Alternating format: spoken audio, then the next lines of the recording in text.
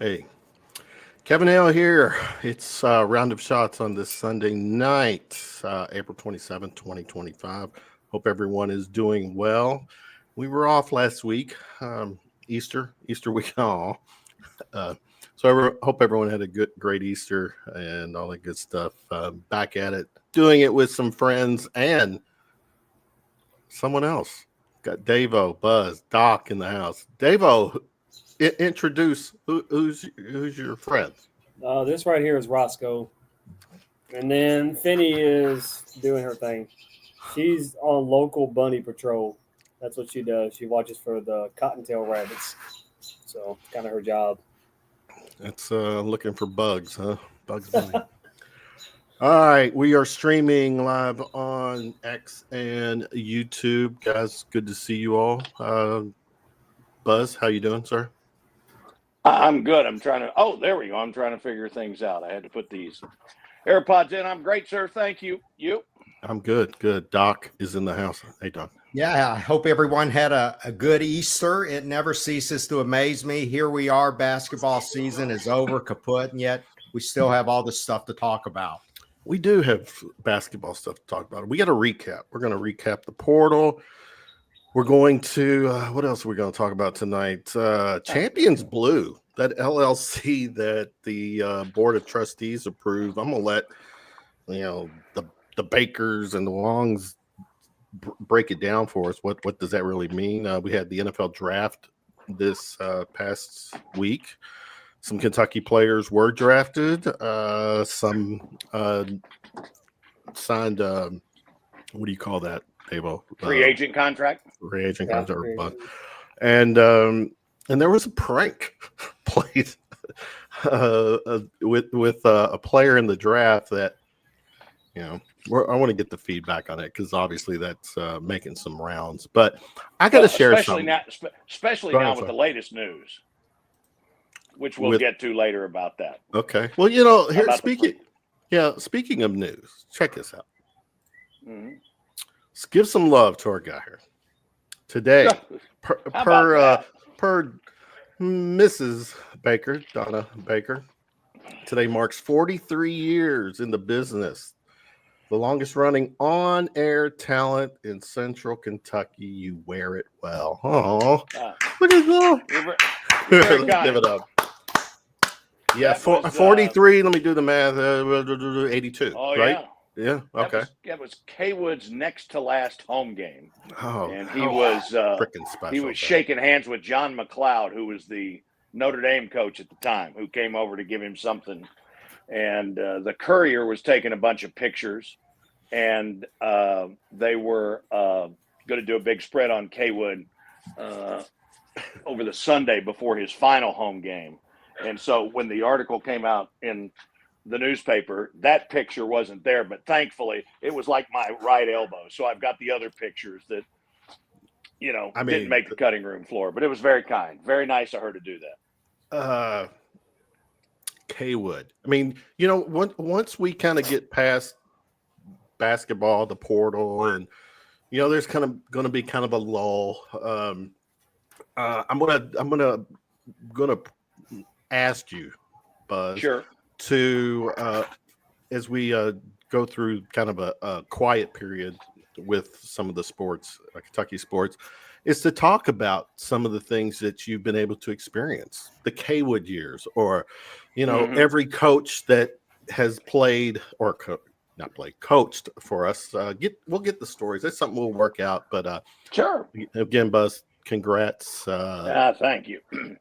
I'll own it. I fanboy to the fact that you're even here with us. Stop it. No, and I've also one other thing. I've got a topic that we want to talk about later that you won't believe I'm bringing up. So there you go. That's what we call a deep tease in the news business. Hey, Buzz, I've got to ask you this. You're still going strong. What are the plans? Any plans to kind of ride off into the sunset? I'm not trying to drive you off. There is something to be said for longevity. But what's the deal? It seems like my health is good. I'm blessed. I probably did not lead my personal life as well as you guys did.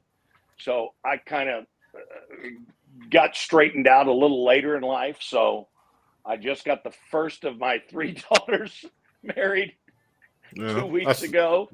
I've got another one that's getting married in August, which still leaves 1 to go. And then there's my knucklehead son. So I'm good Lord willing, I'm still a little ways away.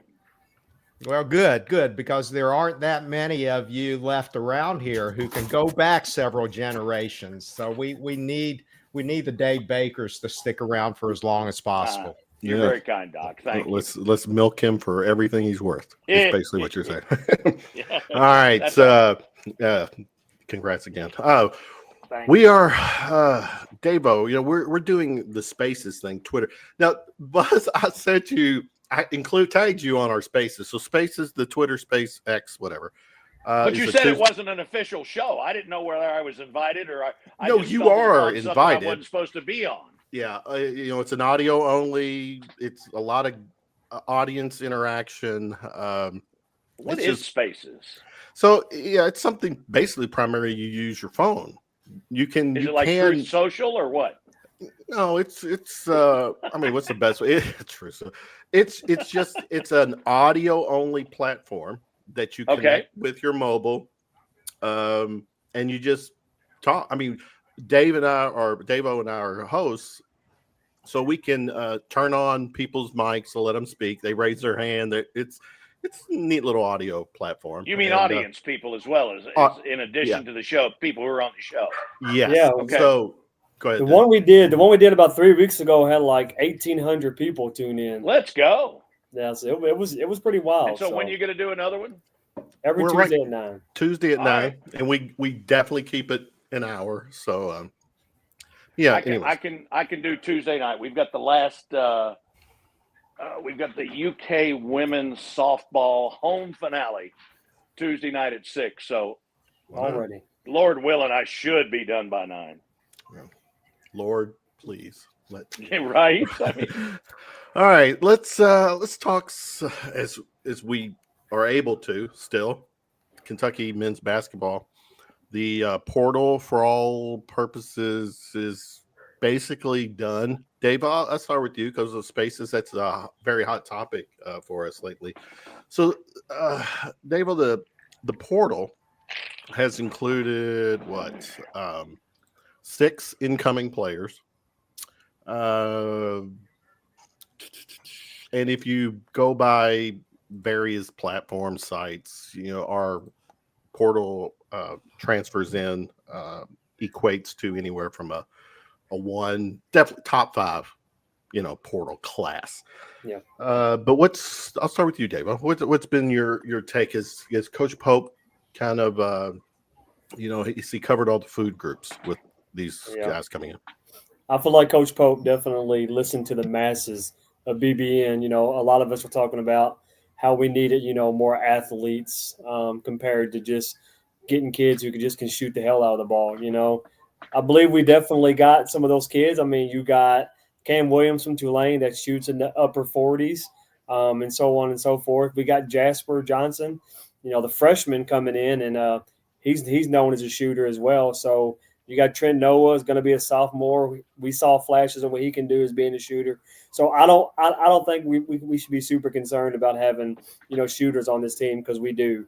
But I'm just really happy, like I said, that Pope addressed some of the issues about how a lot of our guys were just getting beat off the ball, you know, on the defensive end and stuff like that, and not having a ton of protection at the rim. And I feel like Pope has really addressed that. And I think the team is going to look a lot different whenever it comes to speed and athleticism next year. And I'm excited for it. So. Doc, what say you? I really like the way the roster has come around. I'm a little bit concerned in 3 areas. One is who is going to end up being the go-to guy on this team. I know it's still way too early. People develop. That may play out as the season goes along. Or it may be answered by May 10th, right? Is that when the NBA deadline? Yeah. Thing? Yeah. All right, but go ahead. Sorry. Yeah, but even with Ortega, I mean, he's still not that top 5 elite talent that sometimes Big Blue Nation kind of hankers for. But Pope, so far, that hasn't been his method of operation. We are getting to know him as a guy who's able to kind of plug and play and select the pieces that he needs to field a team and form them into a cohesive unit that can compete for Final Fours and national championships. So I guess my concerns are really still no knockdown shooter. There's no Kobe Bryant on this team. You may be able to do it by committee, but the way that Pope plays, 5 out, you need guys who can fill it up. It'll be interesting to see whether he comes out at the beginning of the season and talks about shooting 35 3-pointers or not this year. And the second thing is I think Jaden Quaintance needs to be healthy. I mean, you're looking 6 months until November when he says he's coming back fully. I don't know. I think it's going to take a little bit longer for him to really get into the groove of that. I hope he does come back. I think the success of the team in terms of a national championship is going to be based on whether he comes back or not. Well, by all indications, Quaintance was the top player of the portal transfers in, according to all the rankings. But what's been your take with the guys coming in? Well, I think the main thing to remember with what Mark has done, this is probably the only place you'll hear an analogy like this, was, it was mid-January from a basketball standpoint when this job came open, and Mark Pope wasn't dating anybody at the time.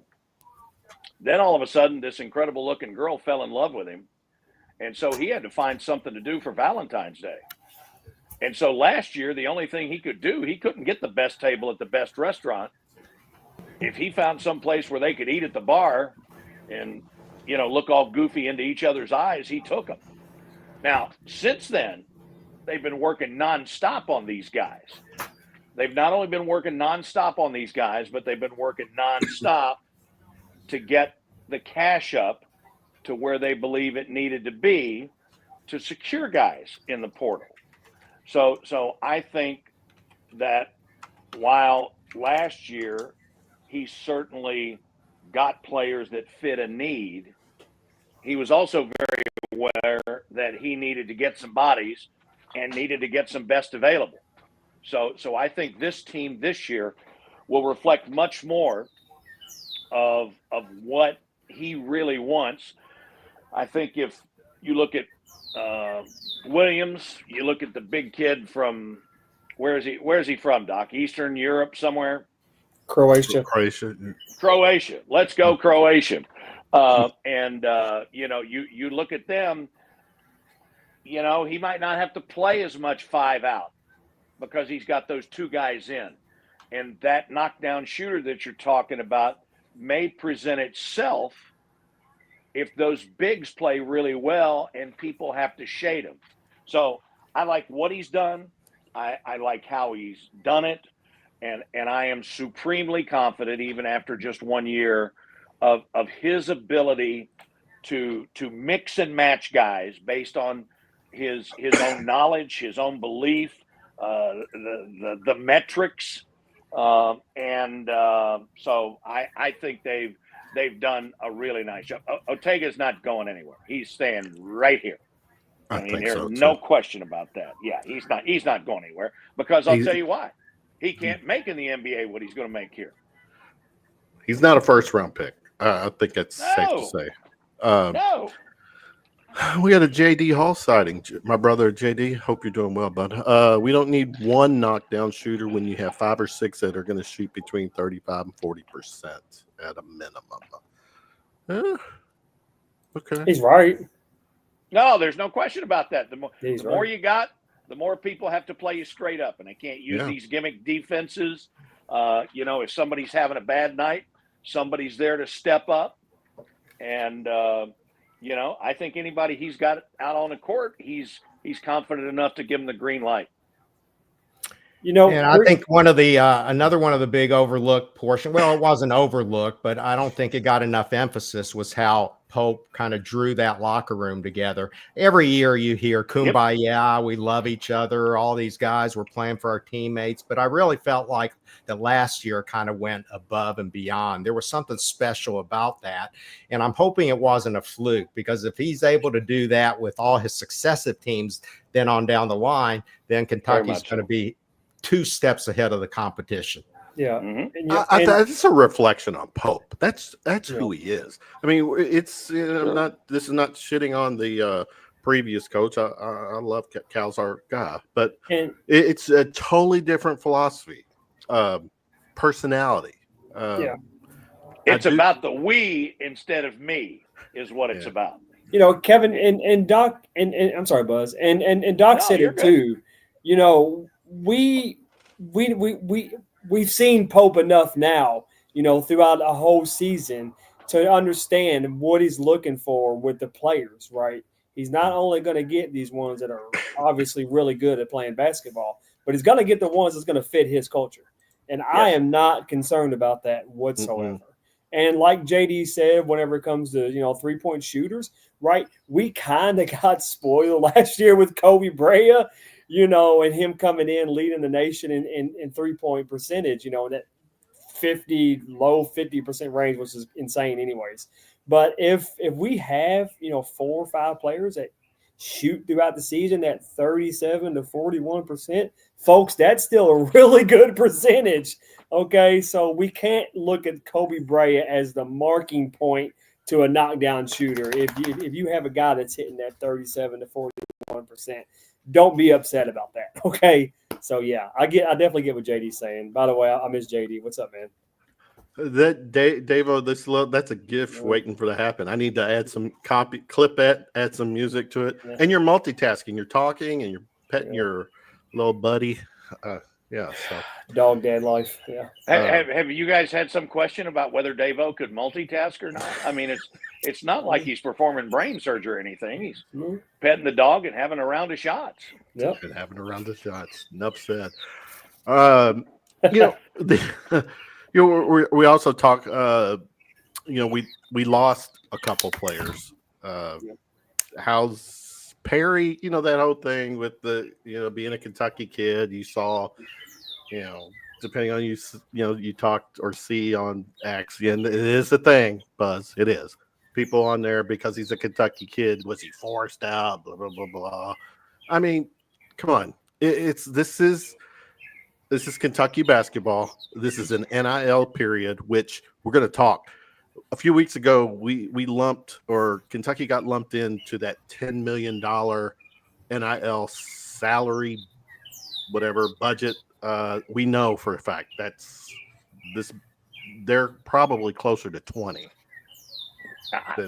Maybe you know it. I don't know that. Well, I mean.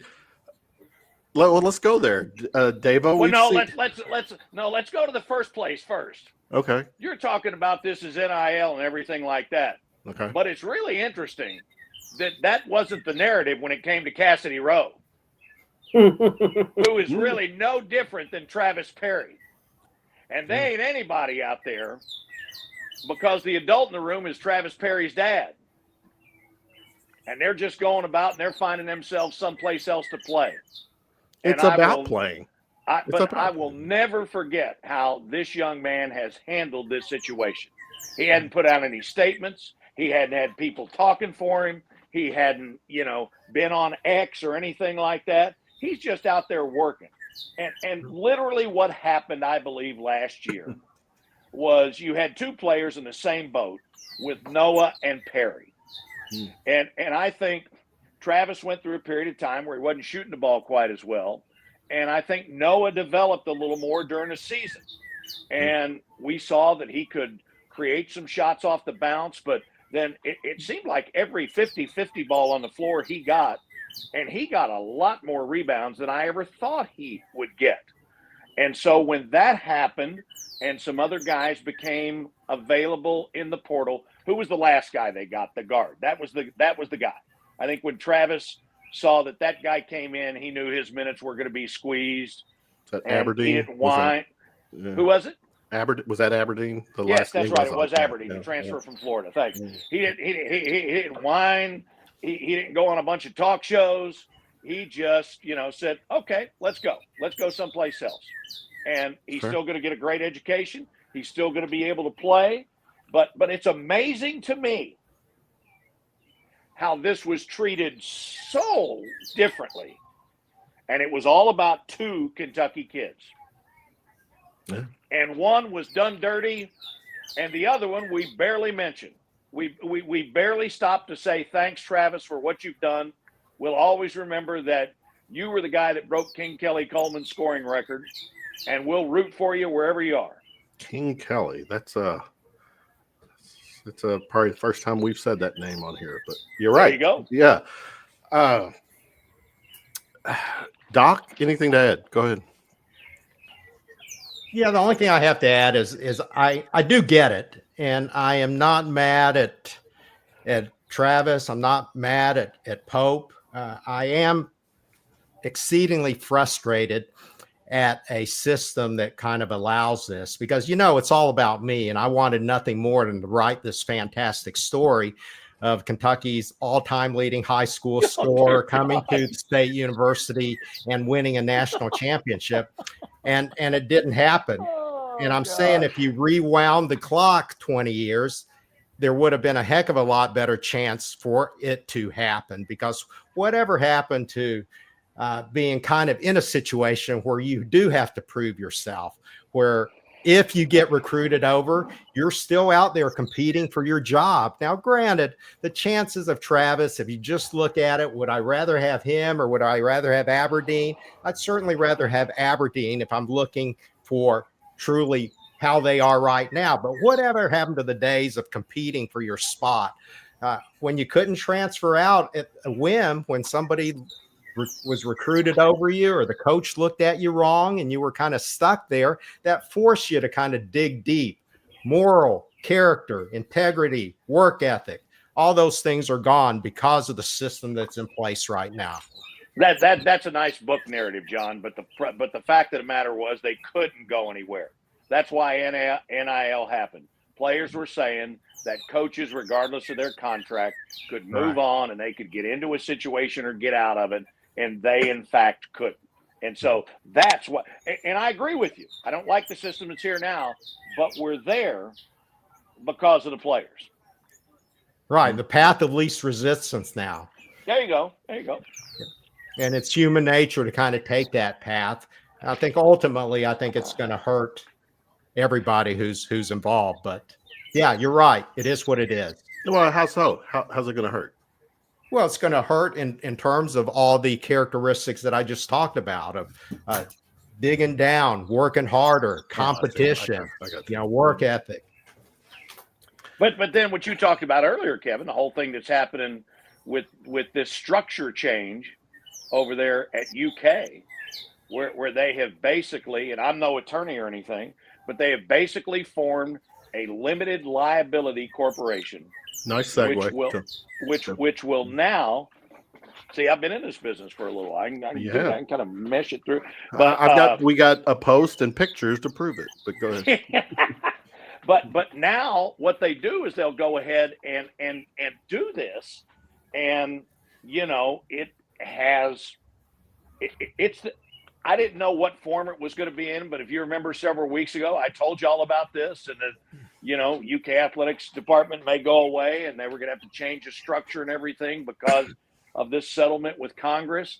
And so they kind of got out in front of the thing, and instead of giving the university money, they're going to have to get money from the university now in order to stay active in this.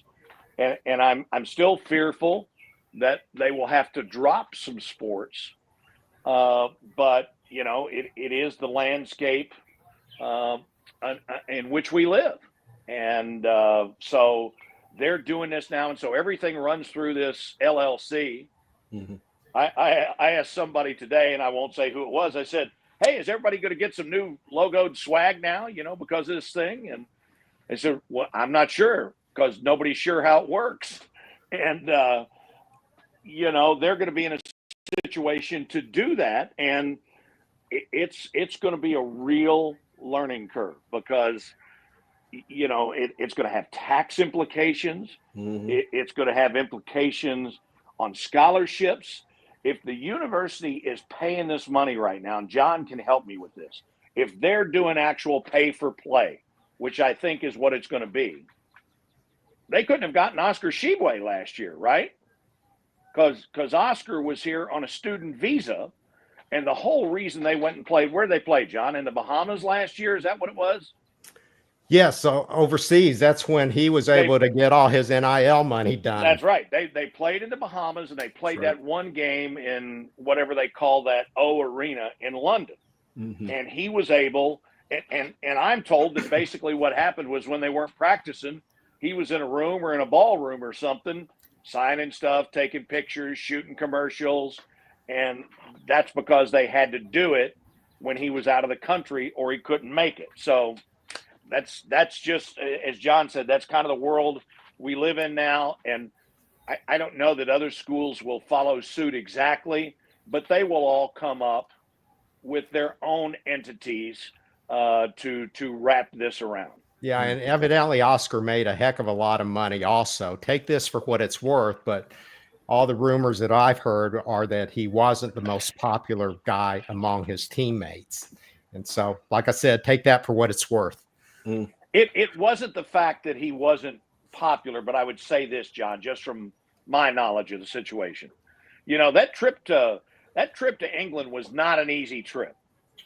I mean, they were only over there 2-3 days, right? So they make that big, long flight. They practice. They do that. They play that game. They play that game that they could have played in the States. And then obviously those guys are smart, and they know the only reason they played it was to go make Oscar some money. And at that point in time, they weren't making any money. And so I think it was probably more the circumstances and the fact that it was geared toward Oscar. Well, don't you think that's going to be a direct fallout? Yeah, it's gonna happen. I mean, humans, we all have the green-eyed monster in us. If somebody we think is getting something that they don't deserve, then we're going to be upset. And I would say to you, John, and I'd love to hear what Davo says about this because he's around athletes a lot. But the fact it's already worse, and it's going to be far worse in football than it is in basketball. You've only got 10 players in basketball, but in terms of football, offensive linemen, if you got them a steak every week and, you hear about the quarterback going out and buying them all a four-wheeler or something like that, they're going to be ecstatic because most of those guys that are good enough to play, they're going to have long careers in the NFL. They're not going to get injured. But then other guys, I mean, wide receivers, all the skill position players, you go all the way back to the Cuba Gooding Tom Hanks movie. Show me the money, and that's not in the pros anymore. It's now in college. I mean, wow, you said it, Buzz. So we're talking. It's really easy. I can't believe I'm saying this. It's wild to say this. It's really easy to split what would be $20 million, which is a number, right? Let's just hypothetically to basketball program because you got 10, 12, maybe 13 mouths to feed, right? But what is going to be that number for football? Like, what the hell is the university going to do? Are they going to find some way to tie in property taxes and raise it even more to the folks in Lexington and Fayette County to go to the university to pay the school, to pay the kids on the football program? Like, what are they going to do? I mean, because I think the number that came out from Mitch Barnhart was like, we're going to throw, I don't know, $50 million in the athletic fund. Yeah. What the hell is that going to do for like the four major programs, right? Okay, it's going to get complicated. Sure. Okay, so here's my understanding. So the way that $50 million number came about was when this stuff cranked up last year. Mm-hmm. They spent somewhere, I'm told, between 10 and 15 on football. Then they spent about 10 million on basketball last year. My understanding was 10 to 15 on basketball again this year. But then this case that is before Congress, this big federal settlement that they're working on. And I mentioned this a couple of weeks ago. My understanding is that conservatively, people who know the number, and I'm not talking about athletics department people, and I'm not banging them. I'm talking about attorneys who are working on this. They believe at the bare minimum that the one-time hit to UK could be $30 million, which has to be paid out over a period of 6 months to all the former players who didn't get NIL. So you've got all the stuff that I just talked about. Then you got 30 million, and then you got whatever you're going to choose to spend or can afford to spend going forward. And there are many people in the business that believe the only option you have is to cut sports. And I think I mentioned this before. The SEC minimum is either 13 or 14 sports to be a member of the SEC. Kentucky right now has 23 sports. Yeah. So I would say to you, like, men's soccer is definitely on the chopping block, potentially, because nobody else except South Carolina in the SEC has a men's soccer program. So, I mean, it just makes sense. So they'll be looking at making decisions like that. I think programs like swimming and diving will be very much at risk. And then again, I mean, you don't know what else is going on. Since it's Derby week, I'm just going to use an example. Bill Karstanjian and the folks at Churchill Downs are wonderful people, and they've done a great job with this physical plan. I mean, they're hitting all the right buttons. And they announced like, what, $1 billion expansion or something like 6 months ago. And then earlier this week, they pumped the brakes on it because of the uncertainty about the markets with the tariffs and everything.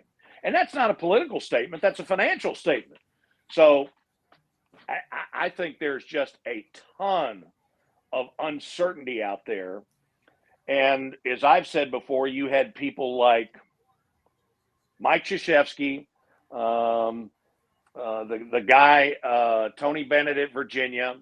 You had the guy at Villanova who works for CBS now. You had a lot of those guys, Roy Williams. You had a lot of those guys that got out because the genie's out of the bottle. And I think you may very well have more of that. Smart ones. Okay. Yeah, this Champions Blue, obviously it just happened. This will play out the next probably several weeks, and we'll clearly be talking about this more because you're right, Buzz. There's going to be a potentially impact on a lot of programs. Oh, yeah. And fair, foul, popular or not, that's just the reality of where we're at. So just one more thing on that, Buzz. Whenever you mentioned the former players, is this sort of like a class action type deal where some of the former players have reached out? So is this tied into the Ed O'Bannon thing? Yes. Or is this, yes. Okay. So for people that don't remember, I can't remember when he came out with it, but Ed O'Bannon, he played in the 80s, I think, right? I can't get to my computer 90s, right yeah. now. 90s. But he played at UCLA. Mm-hmm. And he was a guy that came forward because of EA Sports. And they were using players like, if they used a player from Kentucky that had number 4 on his jersey, it was clearly Kyle Macy. And so those players said, hey, that's our name, image, and likeness, and we should be compensated for that. And so they won that initial round, and then they went back and took, as they say in legal terms, another bite at the apple and said, well, we should be compensated for it. And so all those guys have been getting advice and everything.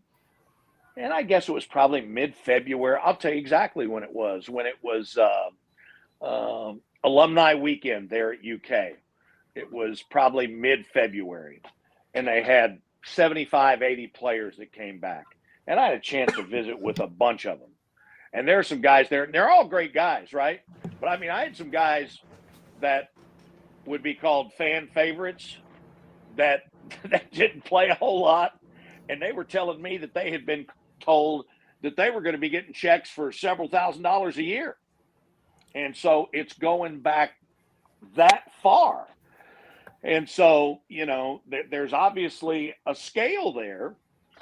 And, you know, I mean, you would not think that Rob Locke would get the money that Rex Chapman would get, right? And so I don't know how that scale works, but that's kind of what we're looking at, and every school's looking at that. Yeah, that number Kevin, 3 jersey back in the 80s was pretty damn hot. That what now? That number 3 jersey in the 80s was pretty hot. Oh yeah, sure. Yeah, go ahead, Doc.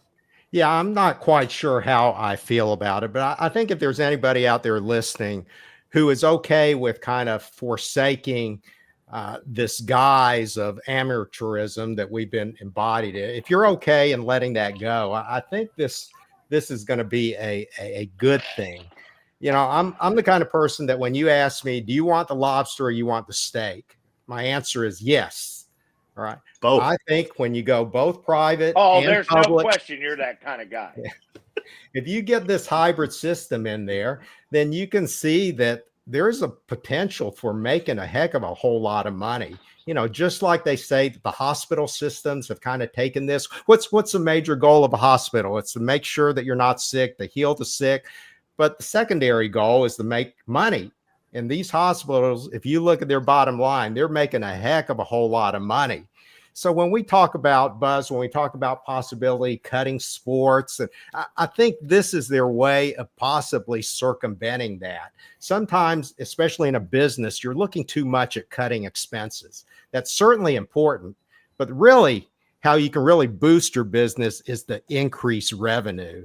And I think by having this particular setup now, they have really, really increased their chances of making as much money as they need in order to be able to pay these players. Look, I worked in my career. I worked both in the public sector and in the private sector. And overall, private enterprise just ran a heck of a whole lot better. It was much more efficient. There was less waste out there. You put anything in the government's hands, you know, such as healthcare, they're going to screw it up in some way. So I think this is the way in which not only is Kentucky getting out in front of this, but they're actually spearheading this thing. I understand that no other program is doing this as of yet.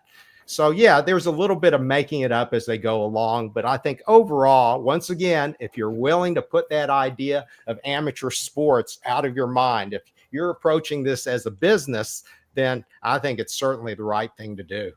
Well, let me just say this. Andy Barr is a friend of mine, but after hearing John Huang right there, I mean, I'm like, Doc Huang for Senate. I mean, right? I mean, yeah, well, there's a place open, right? I can throw my hat in the ring. Yeah, and speaking of the hat, I got to tell you guys. So I did the whole series this weekend, Kentucky and Mississippi State in softball. And so they didn't play Friday night. We had a doubleheader yesterday because of the rain. And so I want to say it was somewhere later in the game, in the first game. And all of a sudden I look to my right over there in the press box, and somebody comes in looking like they came off the pages of GQ. I mean, we're talking about jeans that probably cost more than I make in a week. We're talking about a tweed jacket. We're talking about a hat that costs more than my dog did. And Doc comes in and makes this very subtle but really good entrance, sits down and watches for a couple innings so people could see him, and then he goes over and does the same thing at the UK baseball game. It was very nice. It was very well done. All right, you're on to me, but that's okay. You noticed that was my whole goal in Notice to do this. I wanted to make sure Buzz Baker. I mean, the damn hat looked good. I mean, I've got one of these big bucket heads. I could never wear one, but I'm like, damn, Doc, that's a good looking hat. You know, when that receding hairline starts to go, then the hat game has to step up. Stop it. That's great. We're on to Doc. All right, guys. Let's move to the NFL. The draft started last Thursday. Yes. We did have a couple of Kentucky players drafted. Maxwell Hairston was correct me if I'm wrong, he was a first round pick, right? First round pick of the Bills. Yeah, Bills. And then the Bills were kind of like digging some of the Kentucky kids. They picked up Deion Walker in the 4th round. Is that what? I should know. 3rd or 4th, I can't remember. Anyways, yeah. So Hairston and Walker selected Davo, Kentucky Bills. Buffalo Cats.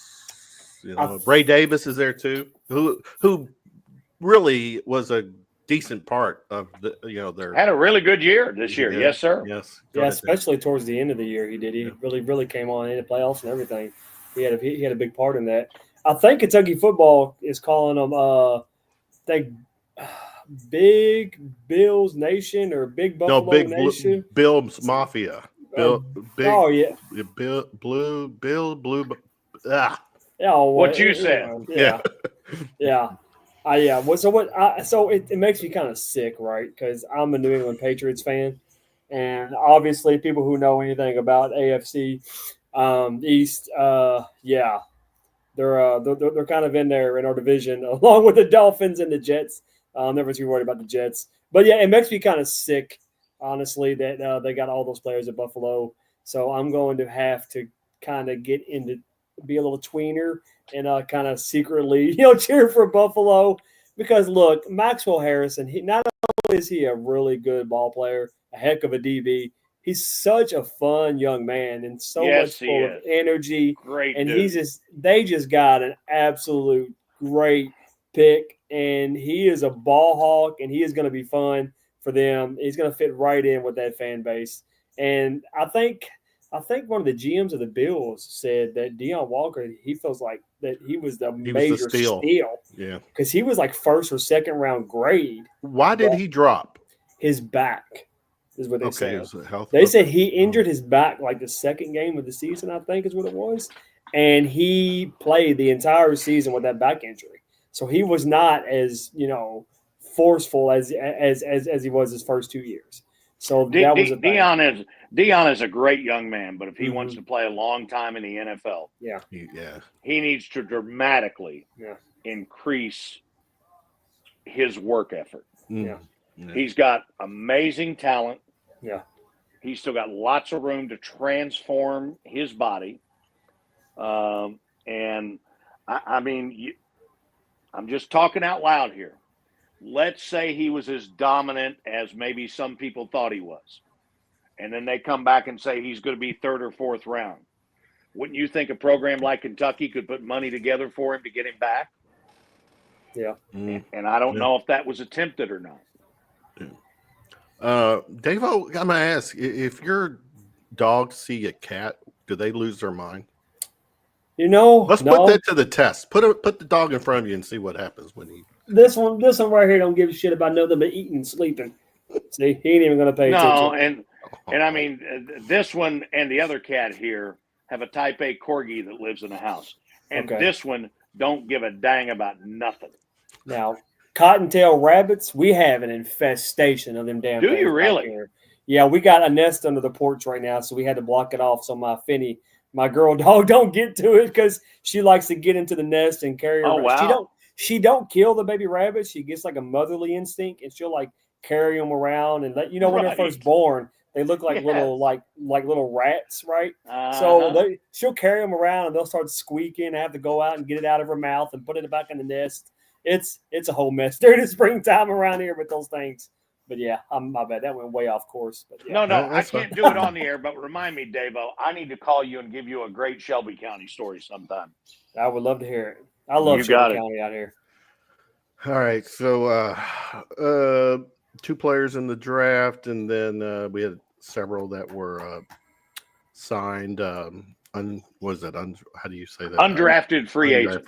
Yeah. And there is so many players in NFL who are 7th round or even undrafted that's currently playing on these teams and having big roles. So you got to kind of look past some of the ones that, because a lot of those players pick the teams they want to go to, right? So they kind of find the best fit, and it's not a bad thing. I'm happy for those guys too. Even to get that contract as an undrafted player, that means the NFL still wants you.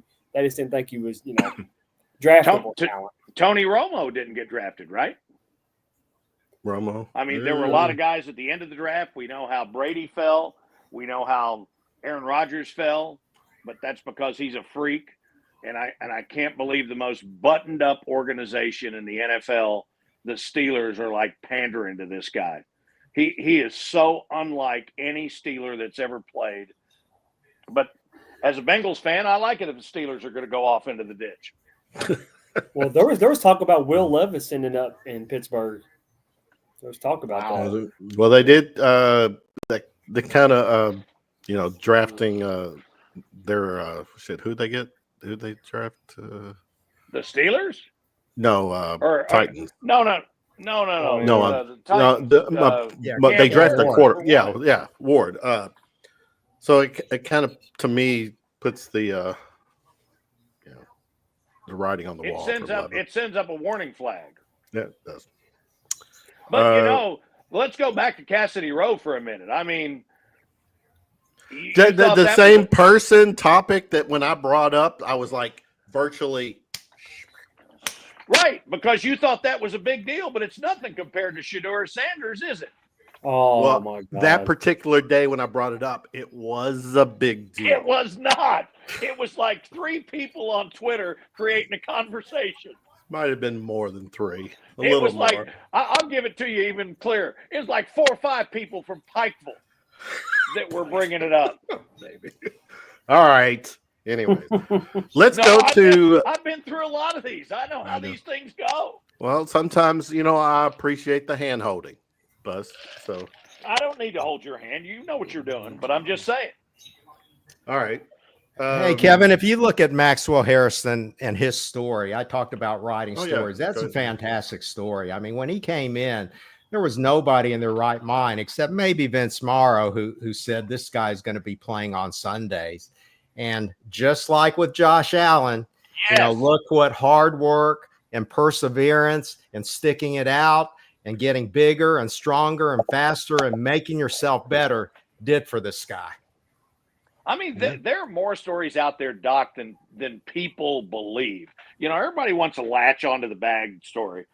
But like when we were doing softball this weekend, there's a gal, Kaylin Chafin, who's a pitcher for Mississippi State. She had been down at LSU for 3 years. She got stuck behind 2 of the best pitchers in the country, and she transfers to Mississippi State. And as soon as she transfers, she gets cancer. And she had always had like a ton of ability. But then all of a sudden, I was talking to Rachel Lawson about it after the game today. She just got this incredible focus. And so today, she threw her 16th complete game.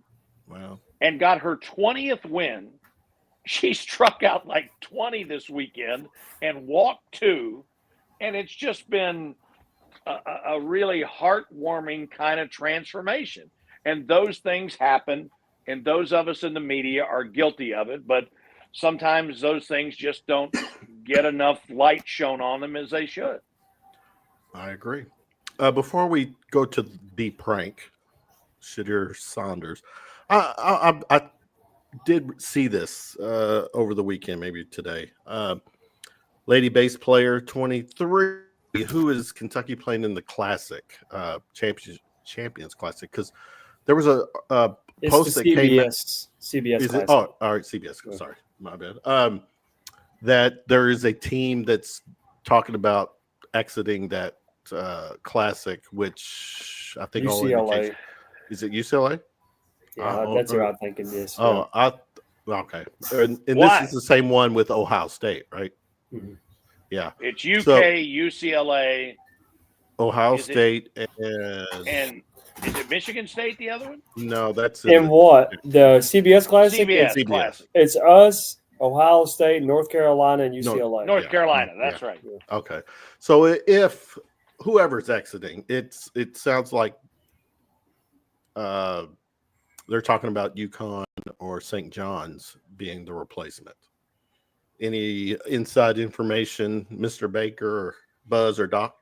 I can tell you, I mean, as soon as they can, Patino is going to come here and play. They haven't announced the schedule, but Pope and them are going to play St. John's this year. I think it's going to be in the Garden. I'm almost certain of that. But when Rick was here, whatever weekend he was here for football, and he and I had a chance to talk, and he said he's agreed to come up here. I want to get him up here as soon as I can. But he said the St. John's Athletics Department is not like the Kentucky Athletics Department, so they're not going to buy their way out of some other game. But he said we're trying to find a date as soon as we can. And there obviously there's a lot of really goodwill between those two. So I don't know if they play in the Sports Classic. It would make sense as now they rotate the site, I believe. But if they were to play in the Garden like they did this year, that would make a ton of sense. Yes, absolutely. All right, the prank.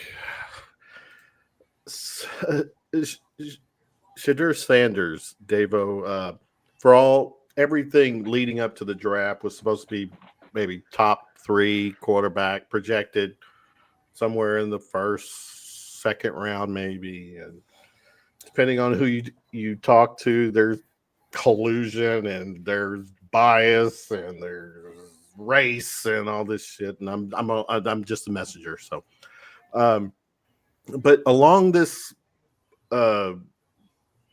the draft, there was a prank that was made by the son of the Falcons defensive coordinator. His son, right. Yeah, got a hold of his cell phone, and the coaches would have had the cell phones of all these people exactly on his iPad. From his dad's stuff. Exactly, yeah. It was a private number only given to NFL executives. Shitty prank. Some people who love the whole troll thing thought it was great, blah, blah, blah, blah. But again, this is something that if you're the Falcons defensive coordinator, if you're anyone associated with the Falcons, you have to be freaking embarrassed because now your organization just looks, I don't know, you're taking a hit. So the prank itself, Dave, how did you see that, or what's your reaction to all that? I mean, so there's different phone pranks, right? There's the one way back, and I'm sure maybe Buzz used this one maybe way back in the day. Is your refrigerator running? Okay, well, you better go catch it, right? That is a phone prank. That's just being stupid what this kid did. I mean, like Sanders or not, maybe be jealous of him because of who his dad was and being gifted, I guess, a golden platter, with his name and everything. But look, the kid is talented, and he was, I think, like a 74% completion passer in college. And he was even, I think Mel Kiper had him like the number 1, number 2 quarterback draft eligible in this draft. I don't agree with that. I think there should be some kind of, something done to this kid. But the fact that he used the Saints organization was even more, crazy because Falcons organization. Well, he called him act like he was from the Saints. Yeah, he called it act like he was from the Saints. Yeah. Oh, he said he was from the Saints, but he got the number from the Falcons. From his dad, to try to give his own sorry ass cover. Yeah. So like I said, you like Sanders or not, that was not right. You're messing with somebody's dreams and aspirations. And I think that Sanders is probably going to get pissed off and surprise a lot of people. I don't think he's going to come in there and be a starter day one, but I think whenever he gets the opportunity, he's really going to show out because he really was a good quarterback, and a lot of people were just kind of worried about the fact that his competition may have been a little bit slightly less good compared to what you would see in some of the bigger conferences. But I mean, the Big 12 was still a hell of a conference. You know what I mean? So, yeah. But with Sanders, the son, Doc, that sense of entitlement. I mean, he did. Based on executives, the feedback from the NFL, he had all his alleged feedback. The alleged feedback. We haven't had a single NFL executive come out and said, "I said this," and he was a turd when he was in here. Nobody said that. That's fair. I'm sorry. One last thing. My bad. I'm sorry, Doc. No, you're good, Davo. From your time, Doc. I'm sorry. I meant to say earlier, Kevin, like I was telling you earlier, it came out that he didn't have an actual agent as well. That was a big thing. Right. And also some teams, they didn't, of course, they didn't mention the teams, but some teams wasn't really prepared to have Dion come in and pretty much help run that team and that organization and being like super involved as well. So I think that's also what's contributing. Well, that's a team that kid should not want to play for, because if they're foolish enough to think that his dad ain't going to be involved, they can't come in out of the rain to call a play on 1st and 5. Go ahead, Doc. Yeah, it just goes to show you how a lot of these NFL teams are really averse to drama. And it kind of circles back to our conversation at the very beginning of how important this locker room is. It's important how you treat your teammates. It's important for you to show respect to your coaches. A lot of people say what goes around comes around. And I agree, it was a horrible prank, but I think because it was played on him, that defensive coordinator's son is probably going to get a little bit of a break from that standpoint. If this were on some unsuspecting kid who everybody loved, I think that guy would have been in deep, deep doo-doo. He should still get his ass whipped. Yeah. I mean, Deion Sanders, for what he did with the Falcons, is still a beloved guy in Atlanta. That's fair. I mean, you go to Atlanta and you'll see all kind of Deion jerseys. And then there was his time in Major League Baseball. I mean, you may not like what he said or what he wore or what he did. This is my house. But, I mean, he never did anything to embarrass the organization. Okay, so that's one thing. So you want to talk about this brashness or whatever? I mean, my dad was one of those older guys that came from a generation that hated Muhammad Ali because he changed his name from Cassius Clay. Okay. Thought he yapped too much, all that stuff. And I can remember my dad was one of those typical quiet guys that didn't say too much. But, I mean, he was like all in on Joe Frazier when Ali and Frazier fought. And now Ali is celebrated for being so brash, for being so outspoken. And you watch these documentaries now, and it's like that guy, I mean, lit up the fight game and provided the fuel which caused this to be so big. So, you know, you've got all that stuff. And there you can go on either side of the fence. There are all these NFL experts, including general managers. You know, most of them aren't employed anymore. I mean, somebody thought Jeff George was going to be no miss, right? Somebody thought Art Schlichter was going to be no miss. Somebody thought Ryan Leaf was going to be no miss. A lot of people thought Lamar Jackson should have been. They absolutely did. And there were all these whispers about his character. And since he's been in the NFL, you've heard nothing but the fact that he's just been a model citizen in and out of the building. Yep. So, you know, if I'm Shedeur Sanders, I don't get hung up on that stuff. I just go try to do what I do.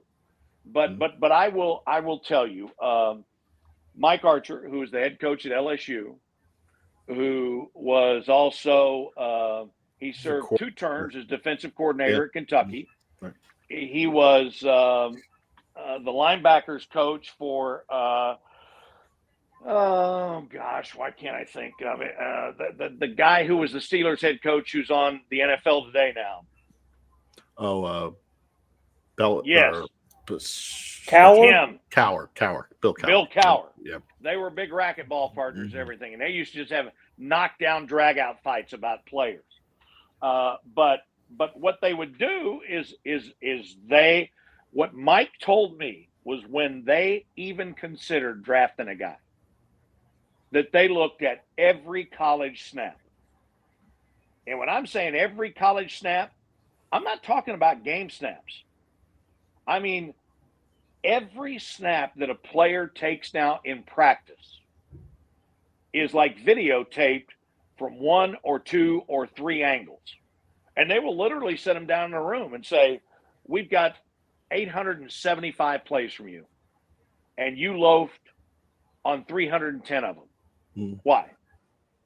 And so even if they like somebody, the NFL model is to try and break down their worth as much as they can.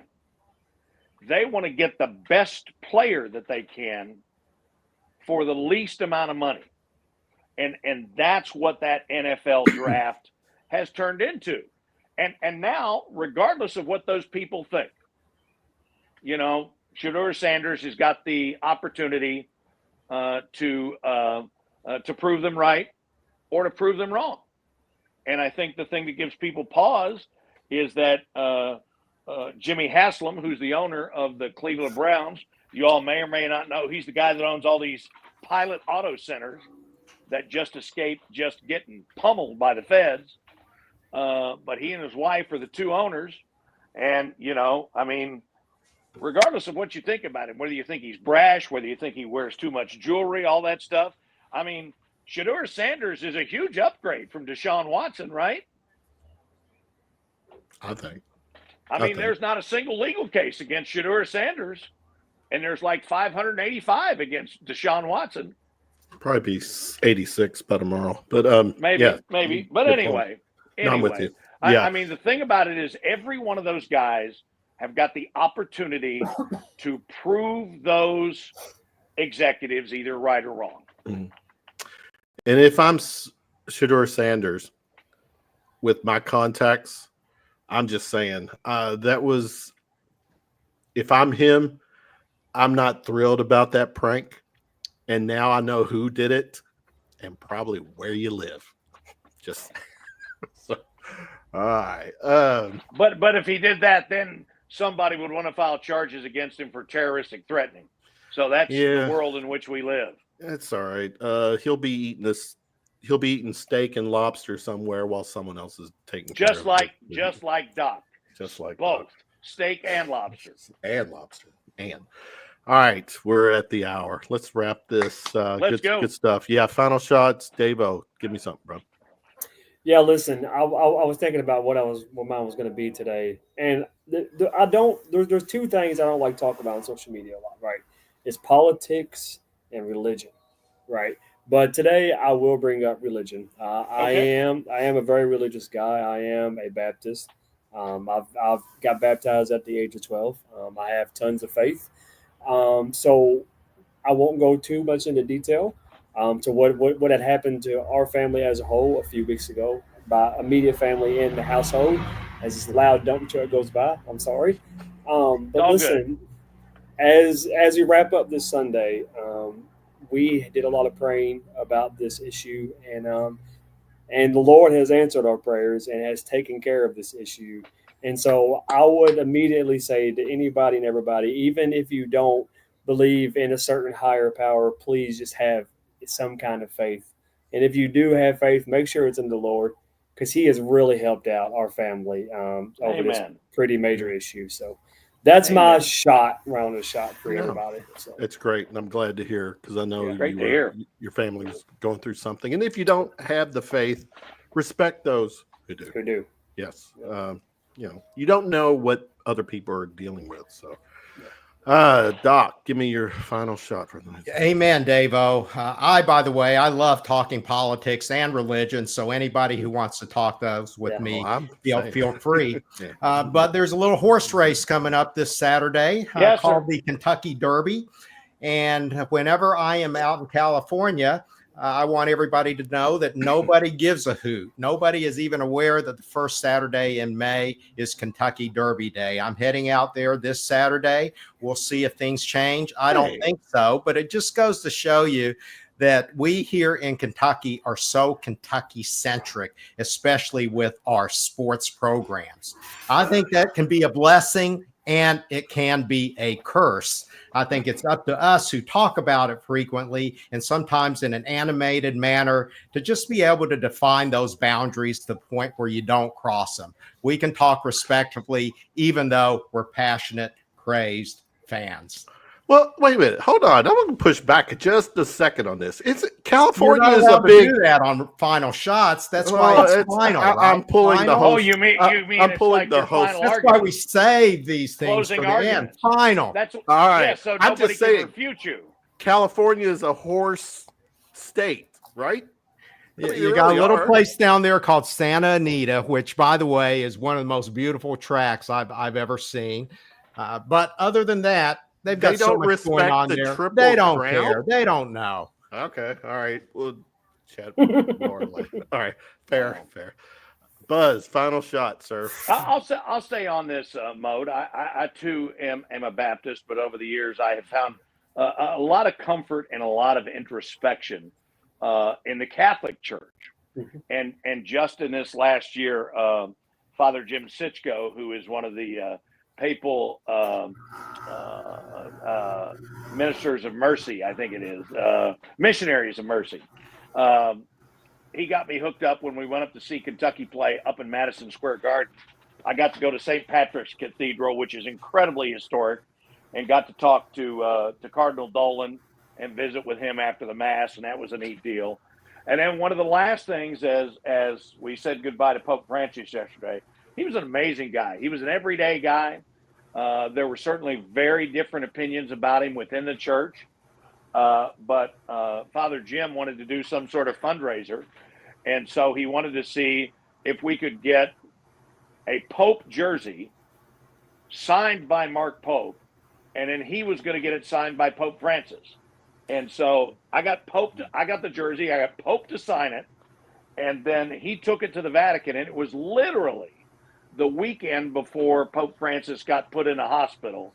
And you can see it on YouTube and search it and everything. And he signed the jersey and was kind enough to send a rosary back and everything. And it was just very meaningful. And I agree with Davo. I mean, life can suck sometimes. I mean, it really can. But you're not alone out there. No matter what you got going on. There are not only people that you can call like us, like literally any time of the day, or a higher power that you can go to. And I just hope people remember that, and remember as they go to the window on Saturday to remember Kentucky bred sovereignty. And then I'm going to give you one more tout for the week. 6th race on Thursday at Churchill Downs, Maximus Prime. Thurby, as they call it here in Louisville. That's right, Thurby. I'm coming over for Wednesday and then coming over for Saturday, but won't be there for Thurby. But there's a fellow that I go to church with. His name is Larry Demerit. Great trainer. He had West Saratoga last year, who finished like 5th or 6th. And he's been going through some awful health issues. And 4 hours of, why can't I ever think of this? Dialysis every day. Wow. So he had Maximus Prime, who started last week at Keeneland for the first time, ran a big race, finished 2nd. The horses in his faith are keeping him going, and he's going to start Maximus Prime Thursday over at Churchill Downs. So it is my Derby week to all of you people here on Round of Shots. Round of Shots. All right, giving some love again to Mr. Baker. 43 years. Good God, dude. It's like Animal House. 7 years of college down the drain. All right. Appreciate everyone in the chat hanging with us tonight. Davo and I will be hosting Spaces Tuesday night. Doc, Buzz, if you're available, come hang out with us. Can I come hang out on that? Yes. Okay. I'll get you all the info you need. Make sure to send me a link and a reminder. Like I said, as soon as I'm done with softball. All right, cool. Wishing everyone a good week, Derby week here in Louisville. You know, one of the Triple Crown events, horse racing for people out in California listening. For Davo, Buzz, Doc, appreciate you all. Everyone have a good week. Go Cats. Peace out. Pasta la vista. Baby. Later, guys. Good night.